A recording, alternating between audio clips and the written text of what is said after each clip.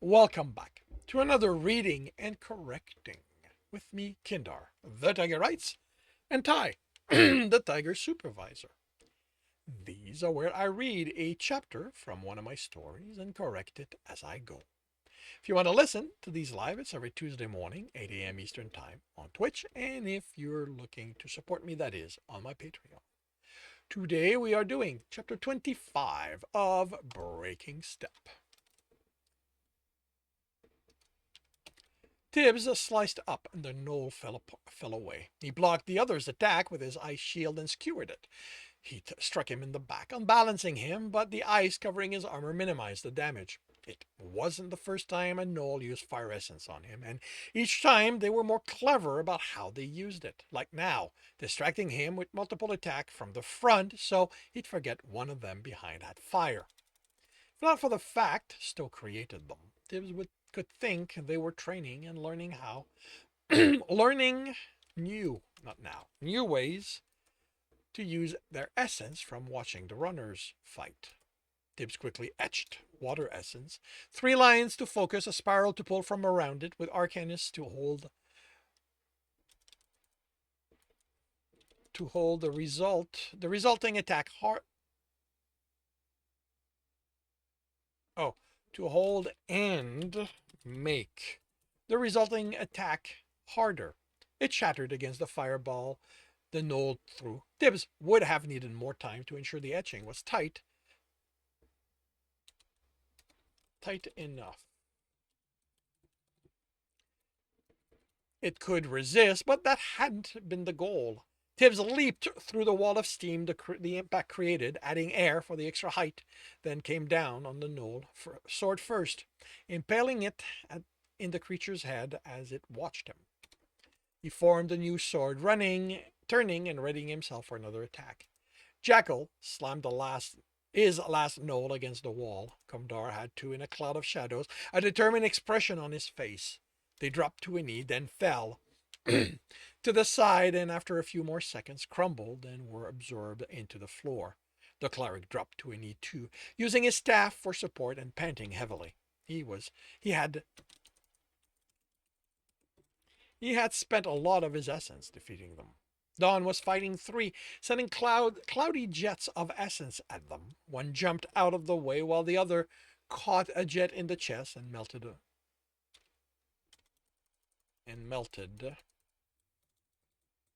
And the third lost an arm. Tibbs opened his mouth to warn the sorcerer of the one behind him, but Dawn raised a hand, a spearhead forming, and threw it as he turned. It splashed instead of impaling the gnoll, but the corruption melted through it. Tibbs scanned for Maz to see how he ran. He ran at the archer who leaned against the wall, fumbling for his belt bag. The gash in his side was so deep, Tibbs saw the essence diminishing as the life drained out of the archer. He had an essence wrap over it before reaching Maz. They pulled Then he pulled the healing potion out of the pouch and helped him drink it. I miss the days I could just call out to you and you'd heal me, Maz whispered, resting his hand against the walls. His breathing improved quickly as the wound closed and the potion replenished his life essence. It was interesting to Tibbs that, unlike the potion that refilled their reserves, the essence from healing potions didn't change into that of the person drinking it. It remained life essence. He expected it was why it was so effective at healing. But how did the potion know not to change its essence? It's a good thing we have potions. Tibbs glanced at Dawn, who watched the last of his attackers writhe on the floor with a self-satisfied smirk reminiscent of the old Dawn. Only when I'm not so out of it to take one.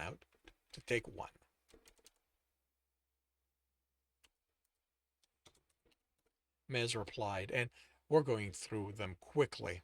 I only have 2 left. Hopefully not too many of them will get in a lucky shot in the next fight. And yes, I know luck's not a thing, the archer added as Tibbs opened his mouth. But it's better than me admitting I wasn't paying attention to the metal user because all it made for the entire fight were swords. until I had a javelin ripping my side open. I still an arrow in its eye through that pain, though. Are you okay? Don asked. Mez showed the empty bottle, pretty much all healed. Jackal, Don called. Mez needs a needs a new. He stopped as Jackal narrowed his eyes. I mean, he could use a replacement for the potion he drank. Still have two, the archer said. And no doubt, and I doubt I'll have to use them in the next room, so we'll be fine facing whatever's on the other side of the dragon room. The boss room, the fighter said. It might be best to ensure you have more before entering the room, Commodore drank in his sense potion. Just pushing walls, Mez said, then looked at Tibs. Right? I don't know, he replied. The walls move if I push them, but I don't know if there's more. I won't know if there are more until we explore it. Okay, this is not quite right.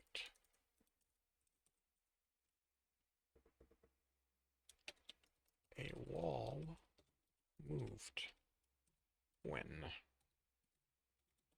I pushed it. But we won't know if there's more until we explore it. Mez pushed from the wall and slowed after a couple of steps, pressing his arm against the not entirely healed injury. Then let's find out. We're making good time, but if we stand around talking about what we should do, we won't reach the boss room. The time shield was only half used up, and it was only the shifting floor room they had to cross. He knew the patterns now, so it was as quick as the others could jump, and no one falling off. The game of conquest had been quick too. Don knew the game, and Tibs had a sense Genny used it more as a puzzle than how the game should be played, using the rules to constrain how they move to complete it. Of course, he couldn't ask Genny now. He couldn't ask Genny if she was simply keeping the game simple or they were all getting that good. No team running the third floor had lost a runner since the latest schedule had been up. Of course, once teams of Omega graduated, the second floor would take its toll on them. Tibs hoped the equipment would be here before that and that they would accept his help. The urchin trusted even less easily than those who had come here from the cells. He finished the dragon shield marginally faster, he thought, then looked into the room. The hall was 5 large tile deep, and knowing it was there, he could just make out the left turn at the end. He sensed the first tile, confirming there were still no triggers on it, then stepped in. The second was the same. He considered his team waiting on the other side of the threshold. Did he want to give Stowe a chance to lock him in again? He could ask what their issue was with him filling himself with ice. He missed talking with Stowe during the runs, having him comment on how they did. Step in and stay one tile behind me. He didn't have time. He didn't have the time to waste on pointless conversation. That way, we'll stay together if a wall shifts without noticing. Or we end up crushed together, Jekyll said, entering. That won't happen, Tibs said, and the others looked at each other before joining the fighter. I'll make sure there are no triggers, then we can walk around. There were none all the way to the turn. 3 tiles in, it turned to the right, then ended 4 tiles in. 4 tiles later. Did we take a wrong turn? Jekyll asked. Tibs retraced its step, looking for clues on how to proceed. Shifting walls was part of it, but there were no signs as to which one would move or what the result would be. That first one had been Stowe cutting him off from the others, so Tibs didn't think he could base anything on that. Once he reached the entrance, he decided that, like the shifting floor room, he'd have to work out the pattern through trial and error. He picked the 4th tile. Get on my tile, he told the others as he studied the right wall. It was uncomfortably smooth to the touch, but not slick. It was as if just by the feel of the surface, he could tell there was something unnatural about the way the essence formed it. He pressed, and when it didn't move, pushed harder. When it began moving, it was with a heavy grinding sound hinting at the weight. He stopped to study the side wall, but it kept grinding on. Stopping only once, it cleared 3 paces, forming a tile. So, once a wall started moving, there was no way to stop. There was no stopping it. Stay there. A look, uh, a look confirmed the entrance was still open. You walked to the left turn, then the right one. Nothing had changed there. He'd expected a cascade of moves like the shifting floor room. He returned to the newly exposed tile and studied the wall again. It hadn't changed. It, like the others, only registered as one large weave of essence 3 paces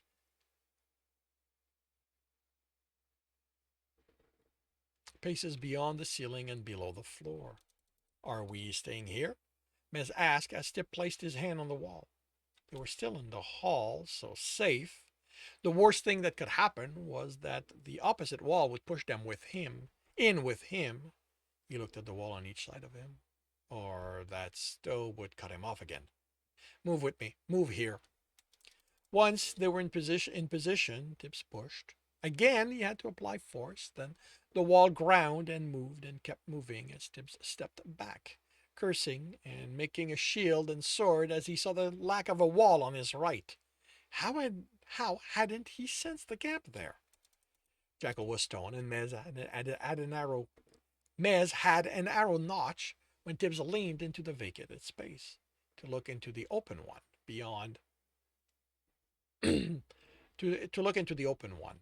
Beyond the missing wall was a room 3 tiles deep and wide, but to his sense, it was still the same tight weave of essence that made out the walls.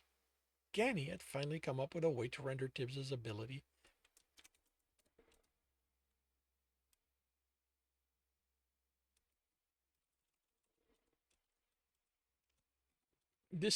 useless. Loot! Jackal exclaimed and ran into the room before Tibbs could stop him. He was on his knees before it, hand almost to the lid, when he finally stopped. I guess you should look it over, Tibbs. He looked back. He stood and backed from it. Don't you ever get enough of chests? Don asked, annoyed. Mez snorted and Jackal looked offended. How many runs have you done with us? The fighter asked. And how don't you yet understand the wonderfulness of loot? It's an act, isn't it? Don asked as Tibbs looked the chest over. Like the idiot you spend a lot of time convincing everyone you are? I am an idiot, Jekyll stated, when compared to you, Tibbs, Mez, Commodore, Krosef, Quig, Orita, Philidor, Kane, well, every runner who does more than run the dungeon, bash things in and out of it. And swoon over loot. This thinking thing before I act, I tolerate it because it means I get to keep my man. He got tired of me nearly getting killed in this place once too often. I have no idea what part of that is true or not, Don said in exasperation, or how any of you deal with it. Tibbs ran a hand over the joint where the lid touched the bottom of the chest.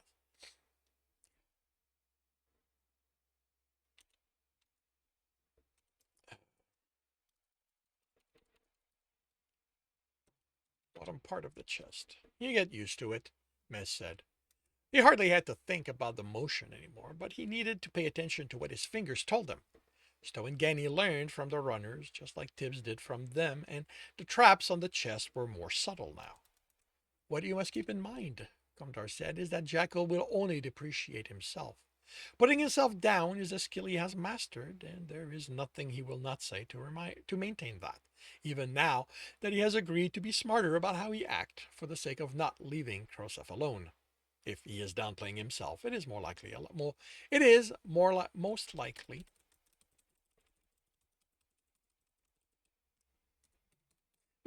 lie. If he is raising others, that will be truth. I will never get used to all of you, Dunn grumbled. You will, Mez said, while Jackal mumbled something that didn't sound flattering. Tibbs opened the chest and took out a small round shield woven with air essence and handed it to Jackal. That's it? The fighter asked, looking into the chest as Tibs stepped away. He looked up. Really? You give us amazing stuff in the other room, in the other two rooms, and this in here? He waved the shield at the ceiling. What's going on? And is that an act? The sorcerer asked, or does he expect the dungeon to understand him? How do you know it doesn't? Mez asked. Dawn stared at the archer. Do you expect a dog to understand you? Yes, Tibbs said, passing Dawn on his way to the wall. And the dungeon isn't a dog. That's insulting. To whom? Dawn asked. The dog? Tibbs stopped in surprise and turned. Everyone else was also staring at the sorcerer. Did you make a joke? Jekyll asked uncertainly. He stepped to Dawn. Is that stick pulled out of your ass far enough you can joke about something? I do not have... He tried to shove the fighter away. I have acted in perfectly reasonable way with... Acted, Jekyll said, leaning in. Don't think I don't see what you're doing. Acting like you belong with. That's enough. Mez interposed himself between them. Dawn's trying, Jekyll, just like you're trying to be smarter about what you do. I don't see you succeeding all the time. The fighter took a breath and let it out. Tibbs, any idea how we continue? I have to test each section of the wall until we find the trigger. There's going to be a pattern, Dawn said. I know, but I haven't worked it out yet. Tibbs headed back to the main corridor and stopped. We aren't exiting the way we entered, he called to the others, stepping to the wall before now blocking the room's entrance. He pushed against it as hard as he could, but it didn't move, which made sense. There was a wall around the entrance. He studied the corner, running the point of a knife, trying to get it in for purchase, but even to his sense, there was no gap there. It didn't trigger with the first push, Dawn said. So, did it move in response to getting access to the room, or because you pushed a second wall?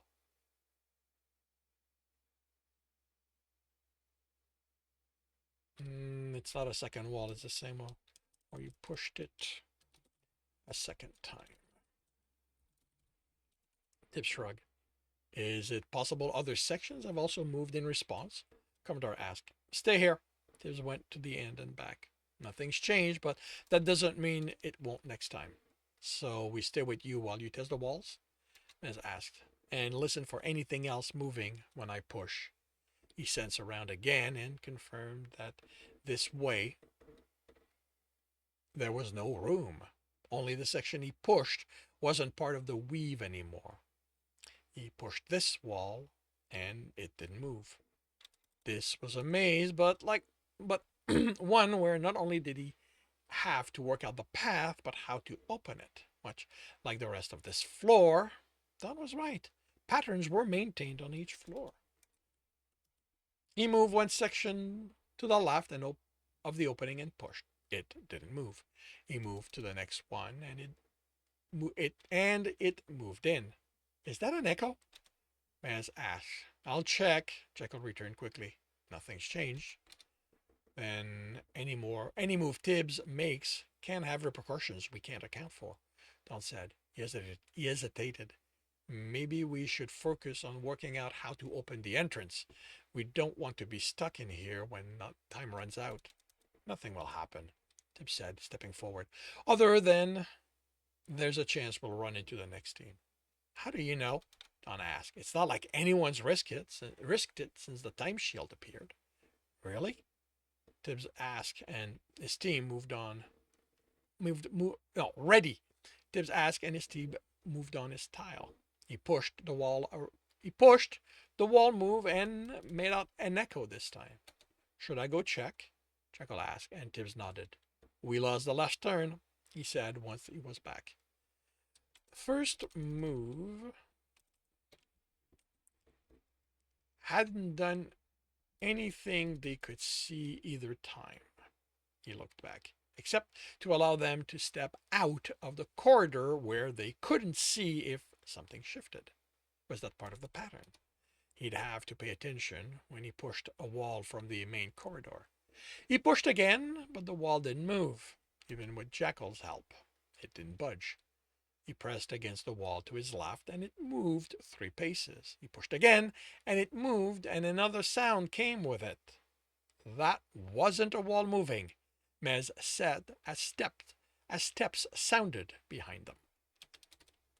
And that concludes chapter 25.